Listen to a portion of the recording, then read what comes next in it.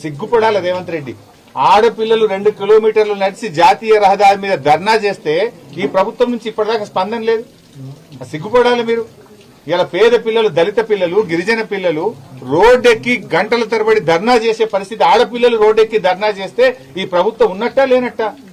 ఈ ప్రభుత్వాన్ని చీమగుట్టినట్టు కూడా అయితే లేదు. అండ్ ఇది మొదటిసారి కాదు. ఇలా భువనగిరి ఎస్సీ గురుకుల పాఠశాలల్లో ఆడపిల్లలు ఆత్మహత్య చేసుకున్నారు. అక్కడ చెప్పలేని నోట్తో అలాంటి సంఘటనలు జరిగితే ఆడపిల్లలు ఆత్మహత్య చేసుకున్నారు భువనగిరి దళిత గురుకుల పాఠశాలల్లో. ఒకవైపు ఆత్మహత్యలు చేసుకునే పరిస్థితి. దాదాపు 38 మంది గురుకుల పాఠశాల పిల్లలు చనిపోయినా ఈ ప్రభుత్వం స్పందించని పరిస్థితి. ఇక మాటలేమో కోటలు దాటుతాయి, చేతల్లో చూస్తే ఎవరు చదువుతారు ఈ గురుకులాల్లో? పేద పిల్లలు చదువుతారు. పాప మా తల్లులు వచ్చి ఇక్కడ మాట్లాడుతున్నారు, మేము పేదోళ్ళం కనుకనే మేము ఈ ప్రభుత్వం మీద నమ్మకం కొద్దీ పాఠశాలల్లో జాయిన్ చేసినాం, కానీ ఇక్కడ చూస్తే పరిస్థితి చాలా బాధాకరంగా ఉందని ఆ పిల్లల తల్లిదండ్రులు కూడా కళ్ళలో నీళ్లు పెట్టుకొని చెప్పే పరిస్థితి ఉన్నది. అసలు ఈ ప్రభుత్వం ఏం చేస్తున్నట్టు నాకు అర్థం ఏం కాదు,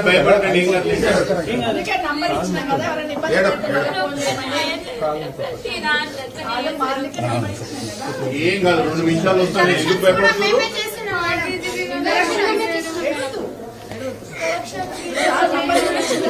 పేపర్లు మీరే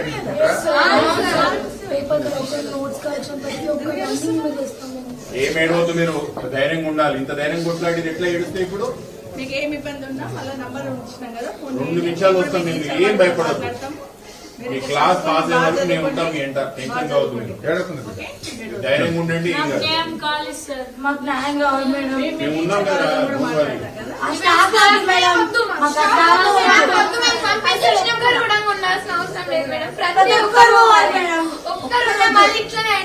ఒక్కసారి ఈ రోజు అంటే మేడం మీద అంతా క్లీన్ చేపిస్తారు. మీరు ఒక్క రోజు ముందు వస్తారంటే ఈ రోజు మాతో ఊడిపించి అడిగిపిస్తారు మేడం. ప్రతి ఒక్కటి మాతో చేపిస్తారు. ఒక్కటి వాళ్ళు చేసినట్టు ఒక్కటి కూడా లేదు మేడం. ప్రతి ఒక్కటి మాతో చేపిస్తారు. నష్టించ ఎట్లా పడితే అట్లా తిడుతుంది, కొడుతుంది, యాక్షన్ చేస్తామంట మేడం. నష్టించాలి మాకు ఇవాళ వస్తే మేము అంటే యాక్షన్ చేస్తామంట. మాకు యాక్షన్ చేయడానికి ఏముంది మేడం?